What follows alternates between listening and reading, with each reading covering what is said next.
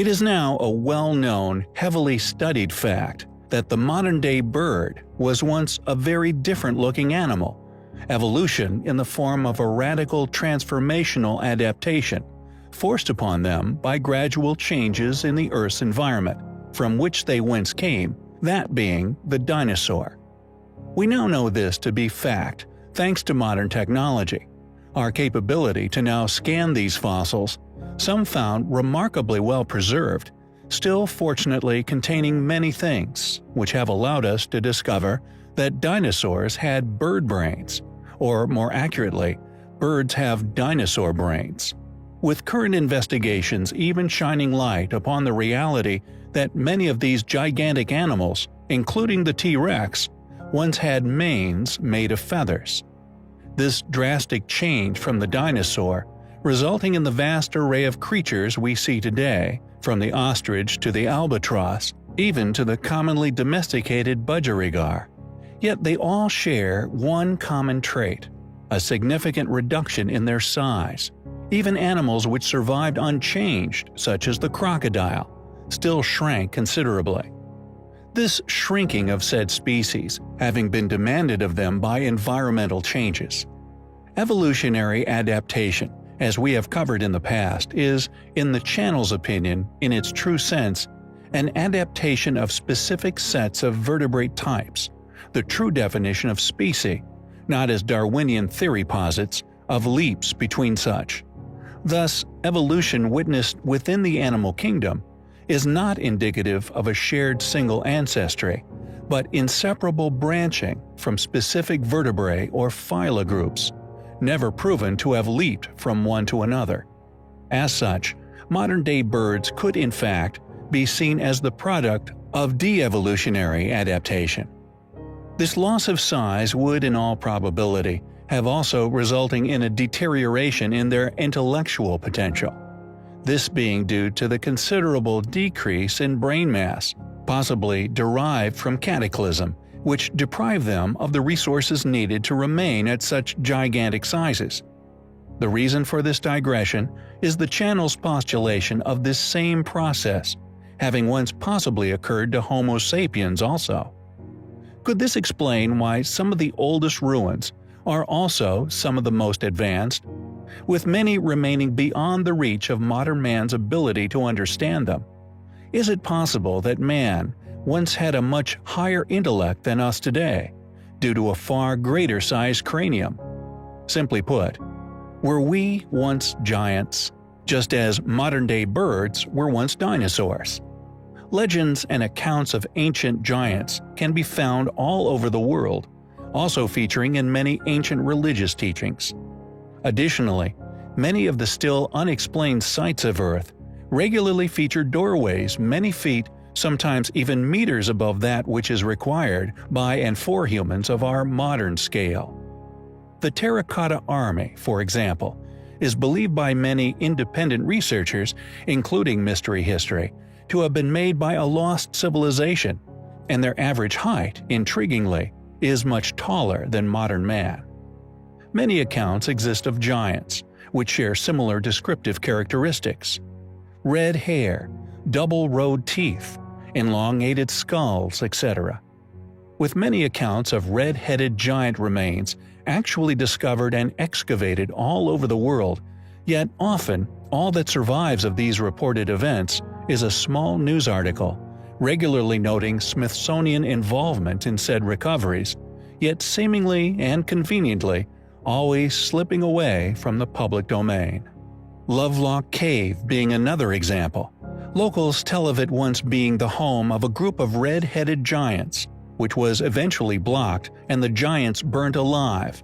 A giant handprint still visible on a rock in the cave, presumably made by one of these individuals during their unpleasant demise. Yet what has to be the most compelling piece of evidence, fortunately still in view to suggest giants did indeed once exist, are footprints found all over the globe, once laid down upon sediment, now fossilized into solid stone. These footprints range in size up to a few meters in length, indicating that humans, at some point in the distant past, may have been even larger than many dinosaur species. This would have undoubtedly given them the capability to have moved the ancient megaliths we often cover, and also the ingenious nature of many of said sites due to a larger brain. Are these footprints proof that we too, just like the modern bird, were once monstrous in size, yet at some point within antiquity experienced a similar or the same cataclysmic events which forced a shrinking of our mass over many generations? Could this de-evolution have been due to what titled the axis of the Earth? When our Earth was aligned, did it have the ability to provide and sustain such growth? Once providing a suitable habitat for an abundance of resources required for the far greater size food chain witnessed during the Jurassic period?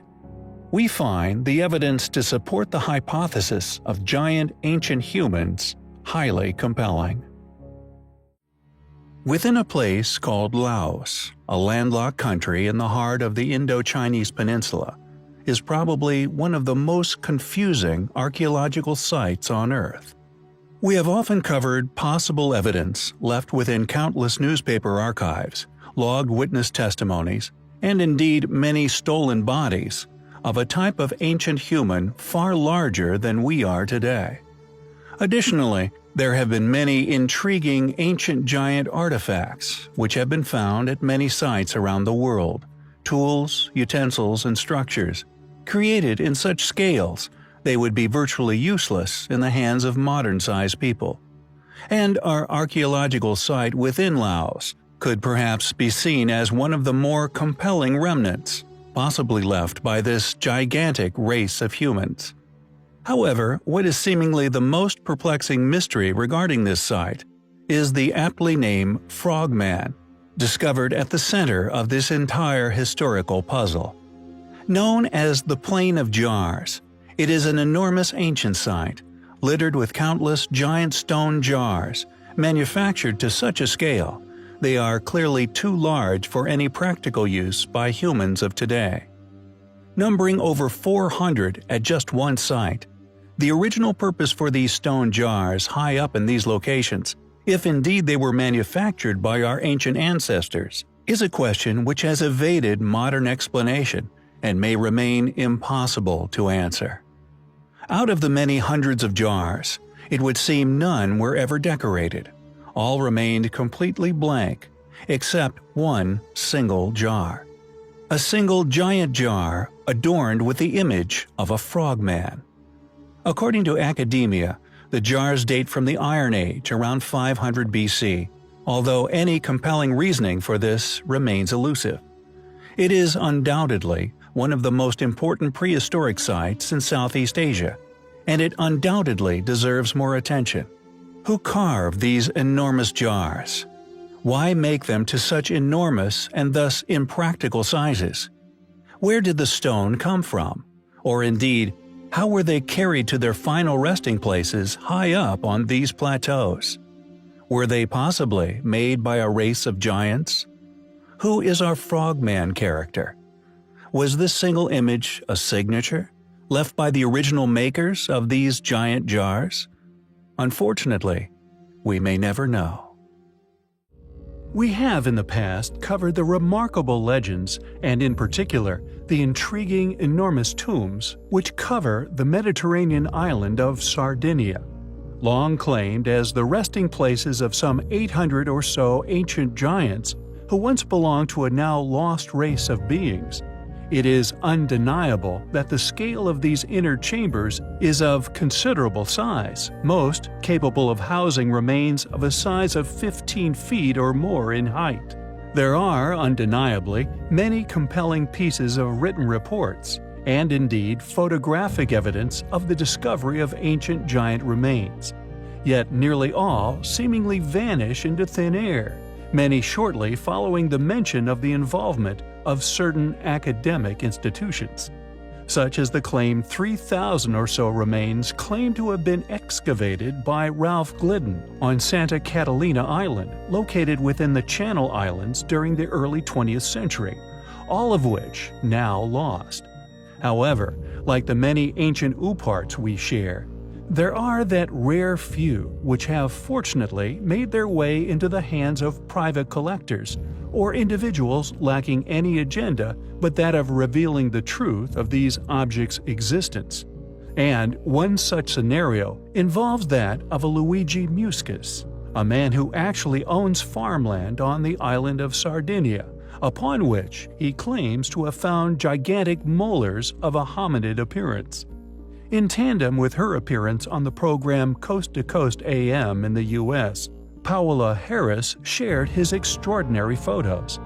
After looking into the artifacts ourselves, we have indeed found an argument which will undoubtedly be used to dismiss the finds as that of ancient cave bear teeth, yet the root patterning and indeed crown of the molar, like that of the partial jaw also shared, seem to us to be more reminiscent of giant human skulls rather than the patterning of prehistoric bears. What's more, it must not be ignored that surrounding the claimed discovery site are indeed the aforementioned and gigantic ruins and the legends of individuals large enough to have once housed such teeth in their mouths, which all persist on the island to this day. What do you think? An ancient giant's molar and lower jaw? Or simply that of the remains of a prehistoric animal? It is a legend and indeed series of discoveries which we find highly compelling. We have, in the past, explored the incredible discovery of the mythological animal sculptures of Persepolis, now known as the Lamassu. We detailed the difficulty involved in transporting just a single example of one to London a mere century ago. Yet, it would seem a similar situation seemingly also occurred at the ancient site of Amathus, one in which the French quietly endured and restrictively documented. Located east of Agios Tychonis, next to Limassol in southern Cyprus, strategically commanding a stunning view of the surrounding Mediterranean landscape. The main Acropolis of Amathus, sitting just out of reach of the tourist track, atop the hill above. This location served also as an additional natural fortification for the site and its ancient observatory. Impressive discoveries have been made at the ruin, including ancient basins, vases, and various other utensils used by past inhabitants of varying eras.